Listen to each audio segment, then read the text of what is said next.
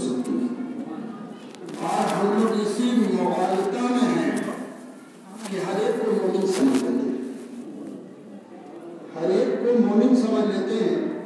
اگر کوئی شیر کی کھال پہن لے تو وہ شیر نہیں ہوتا۔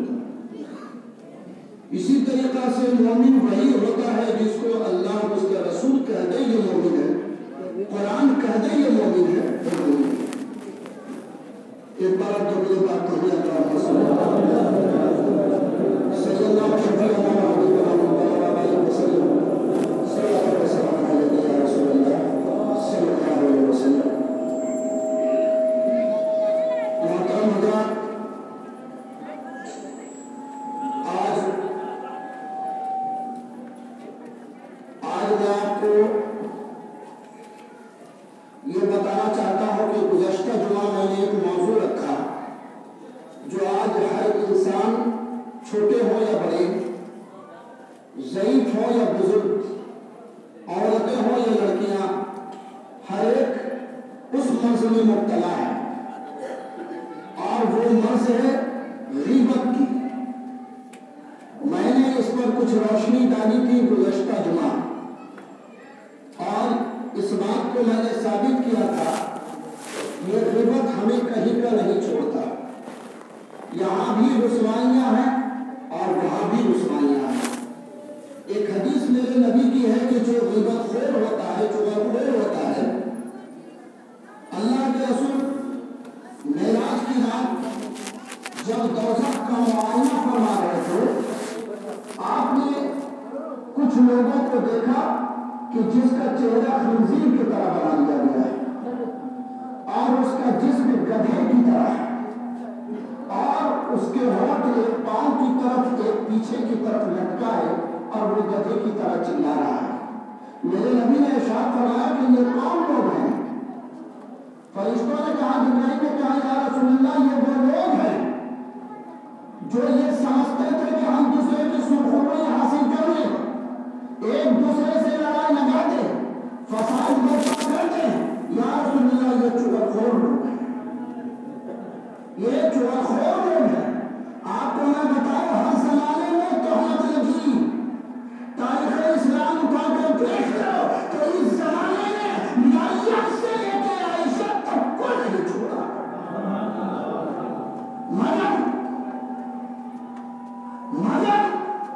اللہ تبارک تعالیٰ جو نہایت رحمان و رحیم ہے، احد ہے، صمد ہے، بے نیاز ہے، اللہ تبارک تعالیٰ نے ان کی پاکیزگی کو قرآن میں ظاہر فرما دیا۔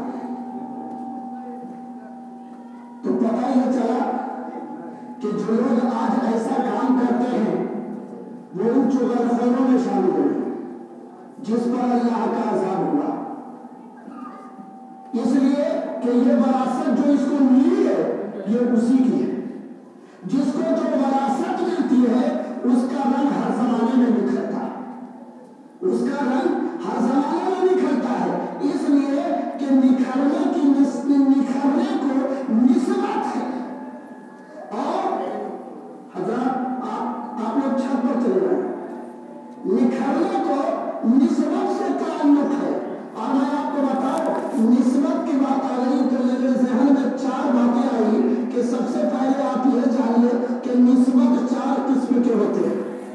ایک زمانی نسبت، ایک مکانی نسبت، ایک جسمانی نسبت، ایک روحانی نسبت۔ یہ 4 قسم کی نسبتیں ہوتی ہیں، یہ 4 قسم کی نسبتیں ہوتی ہیں۔ مکانی نسبت، جس کو مکان بنانے سے فرصت نہیں، زمانی نسبت جو دور حاضرہ میں اپنے کو بھلا دے، جسمانی نسبت جو آج کے اخبار کے اوراق میں آپ دیکھتے نظر آتے ہیں، روحانی نسبت وہ جو آپ کہاں سے چل کے خواجہ معین الدین کی بارگاہ میں لے جائیں، یہ روحانی نسبت ہے۔ تو اب سوال یہ پیدا ہوتا ہے کہ نسبتیں کبھی ختم نہیں ہوتی، اب آپ پر منحصر ہے کہ آپ کیسی نسبت کا لگاؤ رکھتے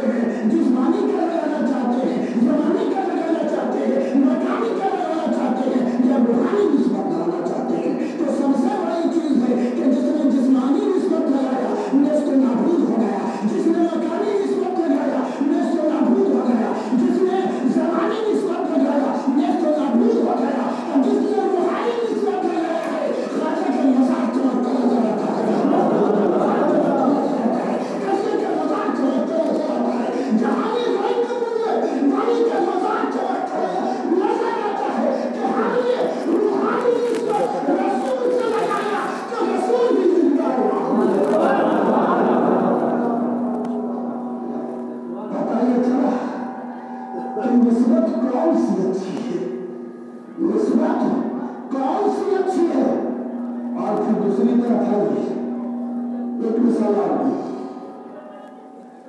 निस्बत की तस्दीक कर रहा है। हिंदी में ये समझो कि निस्बत की व्याकरण रचना कर रहा है। मिसाल के तौर पर अल्लाह तबारक तआला हयात बख्शे हमारे इंतजामिया कमेटी के सेक्रेटरी को और आप लोगों से मेरी दरख्वास्त है कि उनके लिए आप दुआ फरमाएं कि अल्लाह तबारक तआला उनके हर एक मसाइल और परेशानी को दूर करें। कि उन्होंने मिसाल दे रहा हूं निस्बत की कि उन्होंने अपनी मेहनत काबिज से एक लगन और मोहब्बत से, आप जानते हैं मस्जिद हर कोई नहीं बना सकता, मस्जिद कुरान को हो, मस्जिद कोई नहीं बना सकता जब तक अल्लाह की मोहब्बत उसके दिल में ना हो। जब तक अल्लाह की मोहब्बत उसके दिल के अंदर ना हो। मखदूम जहां की ये मस्जिद जिसमें आप तशरीफ फरमा है, ये मस्जिद बहुत छोटी सी थी, एक बहुत ही खस्ता हाल में थी। अल्लाह तबारक तआला ने इन्हें गामज़द किया रहा। मखदूम की इस सरजमीन पर जब वो आए तो यहाँ का निजाम बदलना शुरू हो गया। यहाँ का निजाम बदलना शुरू हो गया। जैसे जैसे मखदूम का फैज उन्हें मिला, कभी रूम बना, कभी बिजली आई, कभी मस्जिद बन के तैयार हो। अब मैं आपको बताता हूँ, ये निस्बत देखिए, आपने ईंट की भट्ठी देखी, उसको भट्ठा कहते भट्ठी में, जहां ईंट पकाई जाती है। ईंट कच्ची मिट्टी की होती है और जहां ईंट पकाई जाती है, आग लगाया जाता है, उसको ईंट का भट्ठा कहा जाता है। शायद आप लोगों की भाषा में कुछ और कहा जाता हो, मगर ईंट का भट्ठा कहा जाता है। मैं हिंदी से बता रहा हूं। अरे झारखंड या कलकत्ता से आने वालों, राजगीर की सरजमीन, मखदूम कुंड, मखदूम शफा बिहारी कहे कदरा गुलाम जफर फिरदौसी तुम्हें एक बेहतरीन तोहफा दे रहा है निस्बत की शक्ल में कि यहाँ से जाओ तो उस निस्बत को याद रखो। मैंने तेरी निस्बत को रखा कि बुलाया ख्वाजा अजमेरी ने, मगर मखदूम की निस्बत लेके यहाँ चल गया। मगर ये जानो कि एक कनेक्शन कटता नहीं है। अरे मिलता है कहीं और से, दिलाया कहीं और जाता है। देता कोई और है, बुलाया कहीं और जाता है। तो हम निस्बत वाले हैं। जब ईंट भट्ठा से निकली तो अब वो ईंट जो कच्ची लट्टी से बनी, उसको लट्टी भट्टी में डाला गया। आग ने अपने अंदर रखा, अपनी हरारत उसके अंदर डाल दी। अब वही ईंट जब उस भट्ठा से निकली तो निकलने के बाद उस ईंट को हमने देखा कि एक शख्स खड़ा हुआ कि चलो अल्लाह का घर बनाया जाए।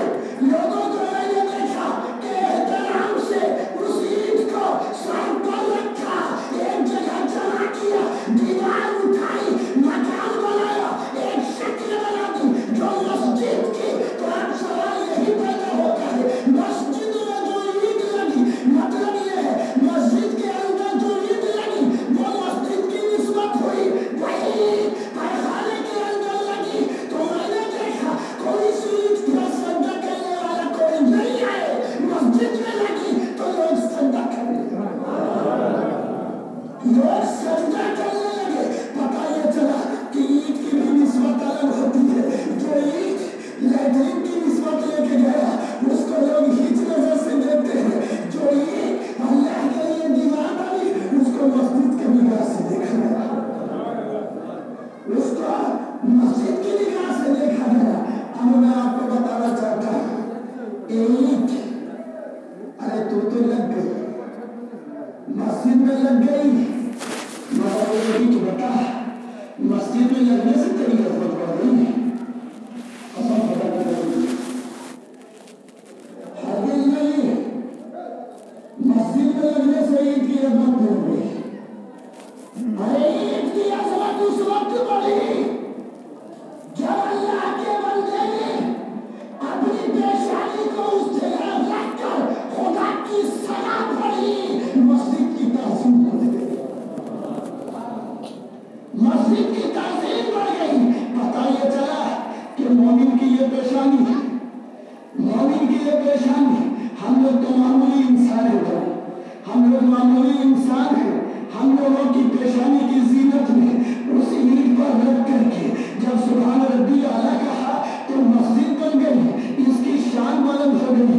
ذرا بتاؤ کہ ایک معمولی گناہگار کے سجدے میں مسجد کو یہ عظمت بخشی ہے، اور جو اللہ کا سب سے بڑا ولی ہوگا، جو اللہ کا خجا ہوگا، جو اللہ کا شرفہ ہوگا، جو اللہ کا نظام الدین ہوگا، تو سوال یہی پیدا ہوتا ہے ہمارے سجدے کی طرف بھی اس نیت کو یہ بخش دیا کہ تم مسجد بن جا، اور جو ہستی جو سب سے بڑی ہستی ہے، جو اللہ کا محبوب ہے، جہاں وہ اپنے پیشانیوں کو رکھا ہوگا، جہاں انہوں نے اپنی پیشانیوں کو رکھا ہوگا، تو سوال یہ ہے کہ ہماری پیشانی سے مسجد بنی ہے اور ان کی پیشانی سے شاید یہ حاصل ہوا کہ جہاں جہاں اللہ کے بندوں نے اپنی پیشانی کو رکھا ہے، اگر وہ اجمیر ہے تو اجمیر شریف ہو گیا، اگر گوریا ہے تو گوریا شریف ہو گیا، اگر بہار ہے تو بہار شریف ہو گیا۔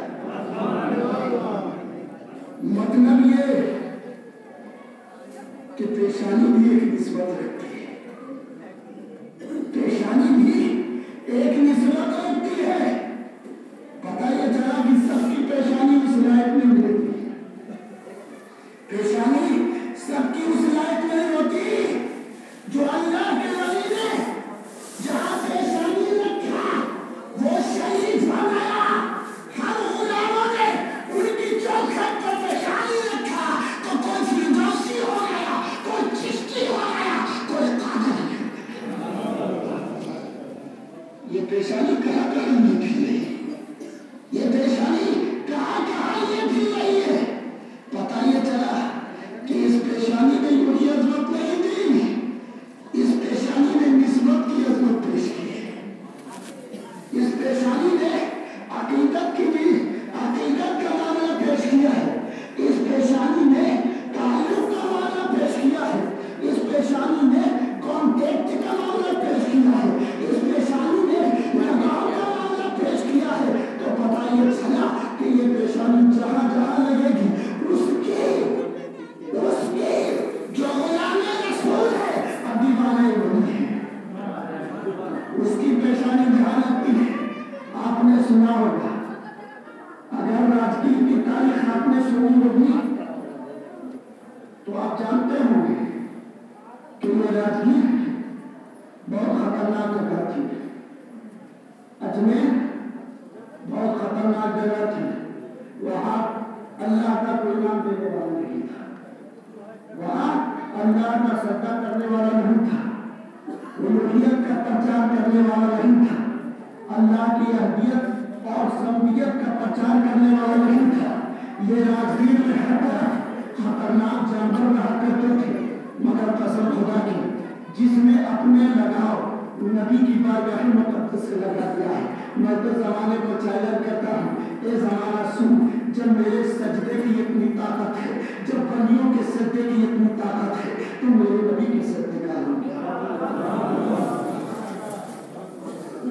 ارے ہم نے اپنی پیشانی سے مسجد آباد کیا، ولی اپنی پیشانی سے جنگل آباد کیا، اور نبی نے اپنی پیشانی سے کائنات کو گناہگاروں کو آباد کیا، سیاہکاروں کو آباد کیا، اور ایسا آباد کیا ہے کہ نبی نے ایسا فرمایا، اے گناہگاروں، اے سیاہکاروں، اگر تمہیں دنیا میں بھی نہیں کرنا ہے میں جانے قیامت میں بھی نہیں کرنا۔